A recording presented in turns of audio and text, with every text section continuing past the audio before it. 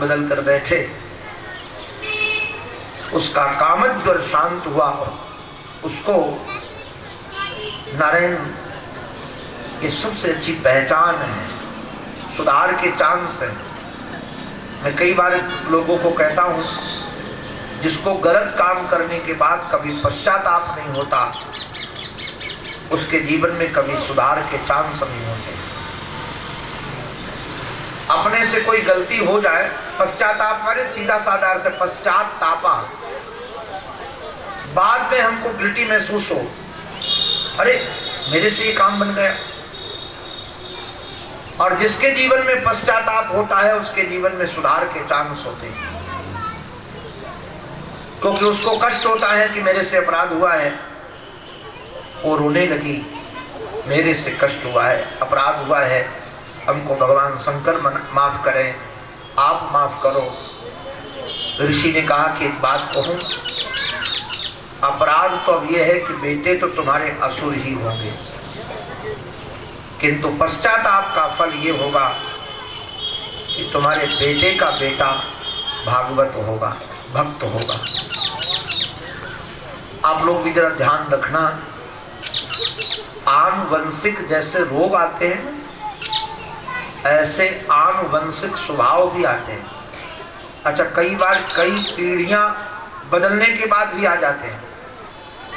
हमने देखा है कि परबाबा का स्वभाव किसी पोते में आ जाता है, उसका चाल, उसका ढंग, उसका देख करके लोग कहते रहे इसके परबाबा ऐसे चलते हैं, ऐसे देखते थे, बिल्कुल इसके कान वैसे हैं। अब उसने परबाबा को देखा भी नहीं है। कारण क्या है कि हमारे आपके शरीर में जो जीन्स है वो सारे के सारे हमारे पूर्वजों के ही तो हैं। अभी एक हमारा शिष्य है, इस पर बहुत काम कर रहा है। पहले लोग कहते थे कि तुम्हारा नारा गड़ा है क्या इस घर में, तो जो नालक छेदन क्रिया होती थी, वो नारा जो माँ की नाभि से जुड़ा रहता था, जिससे उसको भोजन मिलता था, इस पर बहुत रिसर्च चल रहे हैं। अभी बड़े बड़े महानगरों में इसके लिए स्टोर बनाए जा रहे हैं कि उन नारों को इकट्ठा करके हमारा जगह रख दिया जाता है, और जब वो बालक बीमार पड़ेगा तो उसका इलाज उस नारे के आधार पर होगा। उस नारे से पता चल सकेगा कि इसमें कौन कौन से रोग हैं। आप जरा बताइए कि विज्ञान भी हमारे यहाँ पहले भी था, तो ये विज्ञान जैसे पहले पुराने वाले विज्ञान अभी घूम घूम कर, हमारा एक शिष्य है इस पर बहुत काम कर रहा है, उसने कई जगह महानगरों में ये बनाए हैं अपने केंद्र। मैं भी कल चर्चा कर रहा था उससे कि कितनी सफलता मिली है, तो व्यापार की दृष्टि से भी बहुत अच्छा व्यापार चल रहा है उसका भी, उससे खोज भी है। तो आनुवंशिक रोग जैसे आते हैं वैसे आनुवंशिक स्वभाव भी आते हैं, संकल्पजन्य स्वभाव आते हैं। तो कहा कि मैं जैसे भगवत भक्त हूं तो बेटे तो तुम्हारे असुर होंगे, किंतु बेटे का बेटा भागवत होगा। और यही कारण है कि जब माता जी गर्भवती हुई दिति मैया, तो 100 वर्ष तक उन्होंने प्रसव ही नहीं किया। आजकल की स्त्रियों को महाराज क्या, उस समय की स्त्रियों का संकल्प देखिए, उनको लगता था कि बच्चे यदि पैदा हो जाएंगे तो समाज में अत्याचार, दुराचार, पापाचार करेंगे, तो गर्भ में ही बने रहें। किंतु बाद में गर्भ में रहते हुए भी प्रभाव उनका समाज में पड़ने लगा। प्रार्थना की, तब ब्रह्मा जी महाराज ने बताया ऋषियों को कि अरे इनके गर्भ में तो भगवान के भक्त हैं। अब विदुर जी महाराज और कंफ्यूज हो गए, अभी कह रहे थे कि असुर हैं, अब कह रहे भगवान के भक्त हैं। बोले महाराज क्या कह रहे हैं आप, बताओ तो सही। बोले हाँ, भगवान के भक्त पार्षद हैं। ये पार्षद और असुर कैसे? तब बताया, देखो भाई एक बात कहें, भगवान के संकल्प को जो साकार कर दे उसे संत कहते हैं। संत का अपना संकल्प कुछ नहीं होता है, वो संत एक भगवान का यंत्र होता है। जैसे भगवान के चरणों में समर्पित हुआ, तो जो जो करवाना चाहते हैं भगवान वो संत करता रहता, अपनी बुद्धि नहीं लगाता उसमें। वो हमारे महाराज श्री सुनाते थे कि एक नाव में कुछ लोग बैठे थे और अकस्मात नाव में नीचे छिद्र हो गया, पानी बनने लगा। तो सब लोग तो बेचारे चुल्लू भर भर के नाव का पानी बाहर फेंकने लगे, कई लोग छिद्र बंद करने का प्रयास करने लगे। किंतु उसमें एक संत बैठे थे, उनके पास पानी का पात्र रखने का कमंडलू था। वो तो महाराज पानी निकालते नहीं थे, भर भर के नाव में डालते थे। वो सब निकाले और वो भर के डाले, लोग पकड़ पकड़ कर हार गए, बाबा माना ही नहीं। किंतु जब नाव किनारे पहुंच गई तब महात्मा जी पानी निकालने लगे। तो कई लोगों ने हाथ जोड़ करके कहा, बाबा जी बुद्धि ठीक है कि नहीं? जब नाव डूब रही थी तब पानी भर रहे थे, बच गई तो पानी निकाल रहे हो। महात्मा ने हंस करके कहा, मैं उनका चेला हूं, मुझे लगा कि उनको डुबाने का मन है तो मैं भी उनका सहयोग कर रहा था, और अब वो बचा लिए तो उनका सहयोग कर रहा हूं, मैं तो उनके हाँ में हाँ करता हूं। तो भगवान जो करना चाहते हैं वो संतों से करवाते हैं। जैसे अपने वंश को नष्ट करवाना था, संतों से करवा दिया। ऐसे भगवान को समाज में एक पाठ प्रस्तुत करना था। पाठ क्या प्रस्तुत करना था? एक मंचन करना था। मंचन ये करना था कि समाज में दो चीजें, धर्म और अधर्म। अब निश्चित रूप से अधर्म जो होता है, आप देखना, अधार्मिक व्यक्ति पद में, पैसे में, व्यवस्था में बहुत बड़ा होता है। आप देखना, इसको और अनुभव करना। जितनी फिल्में बनती हैं उन फिल्मों को देखना आप गौर से। आजकल लोगों को फिल्म देखने भी नहीं आता। प्रत्येक फिल्म कुछ न कुछ हमको सिखाती है, किंतु हम क्या सीखते हैं वो अलग बात है, किस एंगल से देखते हैं वो अलग बात है। तो प्रत्येक फिल्म में लगभग ये दर्शाया जाता है कि खलनायक पद से, पैसे से, बल से बहुत बड़ा होता है। उसके पास सारे अधिकारी होते हैं, सारा उसके साथ समाज पैसा वाले जुड़े होते हैं, और नायक एक छोटा सा गरीब घर का निकलता है। उसके पास अपनी गाड़ी भी न हो, उसके पास अकेला होता है। किंतु शायद आज तक कोई फिल्म ऐसी नहीं बनी होगी कि खलनायक जीता हो और नायक हार गया हो।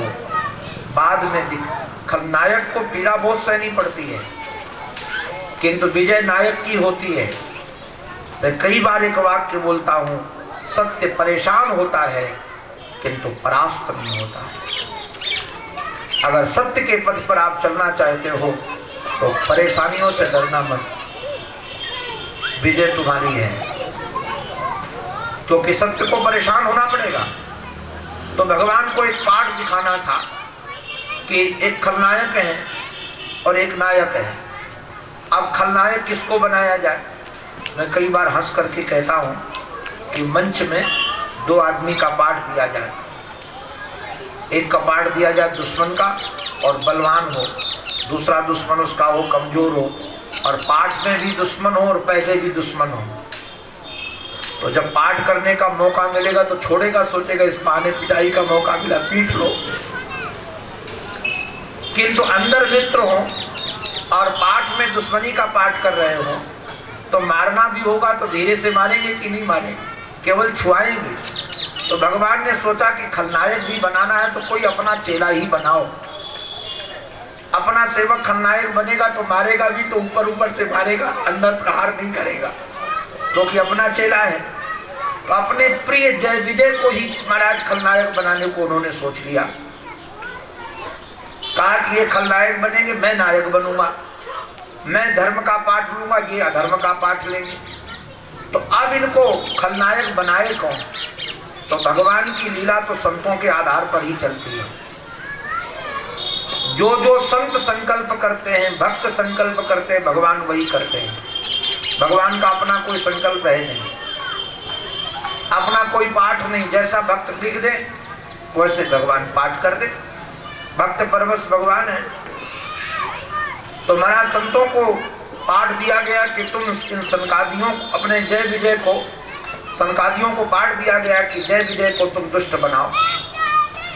तो ये जय विजय के सन्मुख जब सनकादि आए और महाराज इन्होंने रोक लगा दी जय विजय दे कि नंग धड़ंग अंदर जा रहे हो, भगवान के दर्शन ऐसे नहीं होते।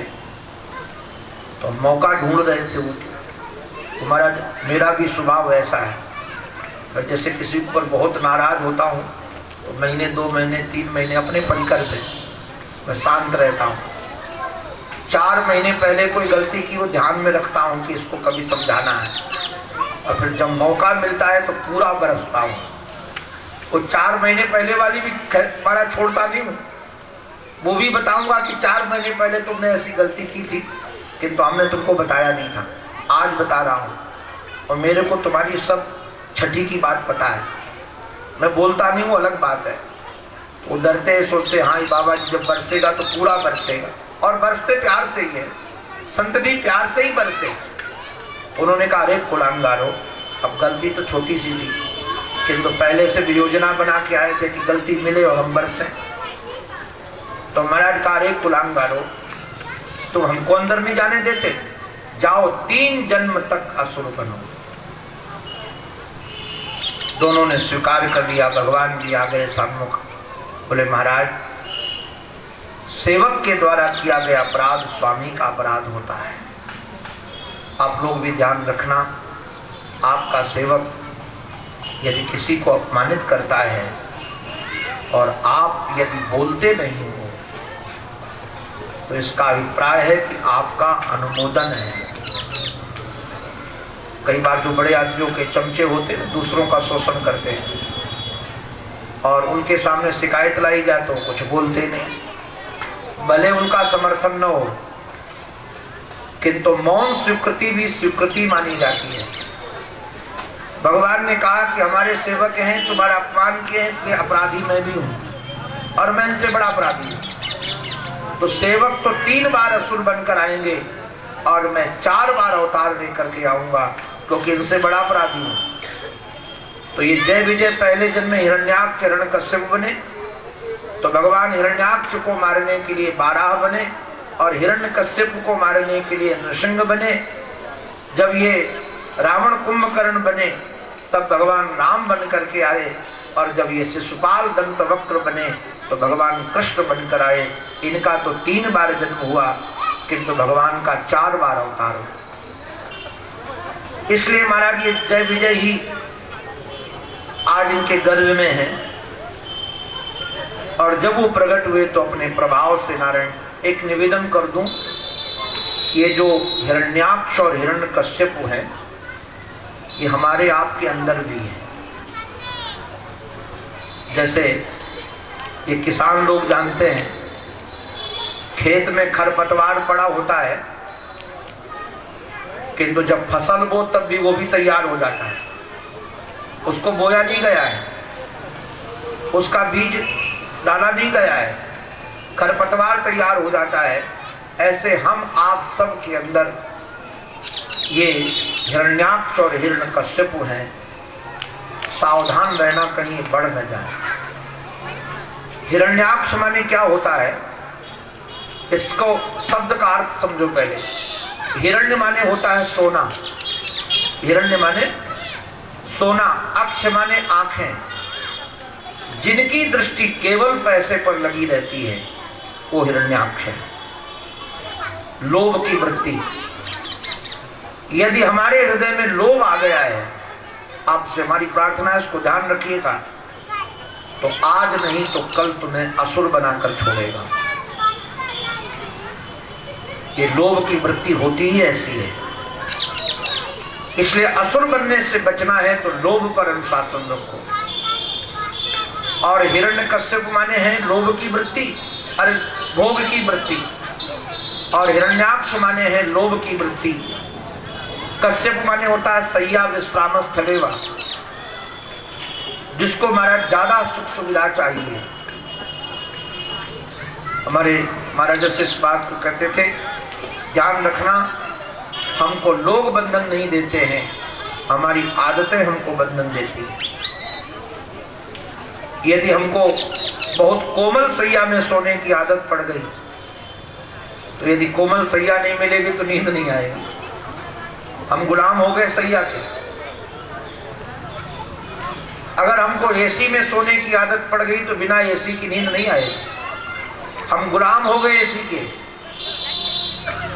ये सुविधाएं हमको बांधती हैं।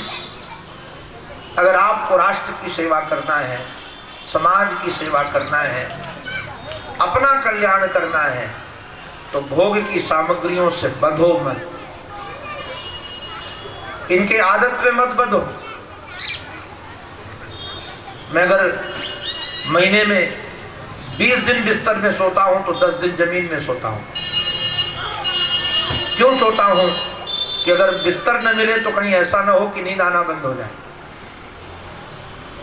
हमारा सेवक कई बार परेशान होता है, मैं अगर चाय पीता हूं तो कोई 2 महीने पीऊं फिर छोड़ दूं, नहीं छूंगा। वो कहते क्यों? महाराज जी लाए। ने कहा नहीं लाना है, रोटी के अलावा कोई आदत नहीं होनी चाहिए। हम देखते हैं महाराज जो लोगों को चाय नहीं मिलती, नर्मदा के परिक्रमा में निकले थे, चाय से इतने बंधे लोग होते थे। अगर महाराज थोड़ा लेट हो जाए, 6 बज जाए यात्रा में, तो गाड़ी वाले बूढ़े चिल्लाने लगते थे, महाराज चाय पिलाओ नहीं, सर दर्द कर रहा है, चाय पिलाओ नहीं तो मैं मर जाऊंगा। हमने कहा हे भगवान, ये चाय के गुलामों को कहाँ ले जाया जाए? ये गुलाम हमको कोई दूसरा नहीं बनाता है, गुलाम हमको हमारी सुविधाएं बनाती है। सुविधा भोगी मत बनो। गुलाम हमें कोई और नहीं बनाता, हम प्रशंसा भोगी बन जाते हैं तो हम गुलाम बन जाते हैं। और हिरण्यकश्यप इसी का नाम है। हिरण्याक्ष और हिरण्यकश्यप ने सब जगह राज्य कर लिया। भगवान ने यहाँ 12 बनकर हिरण्याक्ष का उद्धार किया है। बाद में मनु जी महाराज को जब पृथ्वी मिली तो हमारे श्री मनु जी महाराज ने 5 संतानें उत्पन्न की। 3 बेटियां हैं, आकुति, देवहूति और प्रसूति। 2 बेटे हैं, एक का नाम है प्रियव्रत, एक का नाम उत्तानपाद है। उनकी देवहूति बेटी का ब्याह महात्मा करदम के साथ हुआ। देखो, देवहूति माने होता परमात्मा को आहूत करने वाली, और करदम नाम है, कर माने हाथ, दम माने इंद्रिय संयम, जिसकी इंद्रियां बस में है। ध्यान रखना, जिसकी इंद्रियां बस में है उसके यहाँ भगवान आएंगे, और जो इंद्रियों के बस में है उसके यहाँ हैवान आएंगे। अब भगवान को बुलाना है या हैवान को? देखो, दिति की इंद्रियां उसके बस में नहीं थी तो दैत्य आ गए, और जिनकी इंद्रियां बस में होती हैं, तो हमारे करदम जी महाराज का ब्याह देवहूति के साथ हुआ। किंतु वाली व देवहूति का चरित्र इतना दिव्य है भागवत में। देवहूति को साध्वी शब्द से संबोधित किया है। लोग समझते होंगे कि लाल कपड़ा पहनने वाला साधु साध्वी, किंतु भागवत में कहीं वर्णन नहीं कि लाल कपड़ा पहने तो साधु है या साध्वी है। ध्यान रखना, जिसमें सज्जनता के गुण हैं, अगर वह पुरुष है तो साधु है, और यदि स्त्री है तो साध्वी है। गुण हैं अपने कुछ। देवहूति के गुण इतने दिव्य हैं। राजा धीराज श्री मनु जी महाराज की लाडली और ब्याही गई एक ऐसे व्यक्ति के साथ जिसके पास, मैं तो एक बात कहूं, आजकल लोग इसको नहीं समझते हैं, मैं करदम को एक रिसर्च करता मानता हूं। करदम एक विमान के रिसर्च में लगे थे, ऐसे विमान के। और आपको बताएं, आप लोग इसको नहीं समझ सकोगे, मैं वैज्ञानिकों से मिलता हूं। वैज्ञानिक व्यक्ति भी एक प्रकार से समाज के लिए पागल होते हैं। पागल वही हो जाता है जिसको अपने लक्ष्य पर दीवानगी होती है। हमारा एक बच्चा है, रिसर्च पे है, उसकी पत्नी रोती रहती है, कई रात तक आए ही नहीं और कहीं नहीं जाता। वो खोज में लगा हुआ है, जब तक लक्ष्य तक न पहुंच जाए तो उसको चैन नहीं है। मैं तो कहता हूं ऋषियों को महाराज सचमुच में ब्याह करने लायक नहीं है, क्योंकि वो खोज में लगे हुए हैं। उनका लक्ष्य पत्नी नहीं है, परिवार नहीं है, खोज है। और जो रिसर्च में लगा हुआ है उसी का नाम ऋषि है। रिसर्चकर्ता का नाम ऋषि है। कोई बाबा जी का नाम, लाल वस्त्र वाले या अपाहिज या लंगड़े लूढ़े का नाम ऋषि नहीं है, या वैसा कोई व्यक्तित्व नहीं कि घर में पैसा नहीं कमा सकता था तो बाबा जी बनकर चलो विषय भोग भोगा जाए। उसका एक अपना लक्ष्य है, एक एम है, एक उद्देश्य है उसके जीवन का। उनके साथ ब्याह दिया गया, किंतु वारी वा देहूति, राजकुमारी को हम बंधन करते हैं। इस लाडली ने अपने पति के किसी भी कार्य में हस्तक्षेप नहीं किया। उनको लगता था कि उनका कार्य हमारा कार्य है, अगर वो कार्य पर पहुंच जाएंगे तो लक्ष्य तक हम पहुंच जाएंगे। बहुत वर्षों के बाद सेवा कर करके उस देवी का शरीर जर्जर हो गया था, किंतु नारायण जब ऋषि ने तो पूछा कि तुम्हें क्या चाहिए, उसने कहा बर से क्या बर मांगे, आप ही बर हो। बाद में जब कहा तो कहा दीनस तदीस भवनम सदिशम विचक्ष। उन्होंने वो संकल्प किया जिससे कामक विमान हुआ। आप कामक विमान की कभी संरचना पढ़िएगा भागवत में, तृतीय स्कंद में, आश्चर्यचकित रह जाओगे। आज अभी ऐसे विमानों का रिसर्च हुआ नहीं है। ऐसा अद्भुत विमान है, न डीजल न पेट्रोल न पायलट, और उसमें सब ऋतुएं रहती हैं। उसमें वर्षा ऋतु आती है, उसमें शरद ऋतु आती है, उसमें ग्रीष्म ऋतु आती है। ऐसी डिजाइन की गई है, आश्चर्य की बात बताऊं, उस डिजाइनर को भी धन्यवाद है। ऐसी डिजाइन की गई है कि उस विमान में जो पक्षी बने हैं है नकली किंतु लगते असली हैं। तो कई बार आकाश में उड़ने वाले पक्षियों को लगता है हमारा कोई सजाती बैठा है, तो आकर के उनके साथ लड़ते भी हैं, उनको प्यार भी करते हैं। दिव्य विमान है ये, पति पत्नी दोनों उसमें आरूढ़ होकर कभी सुन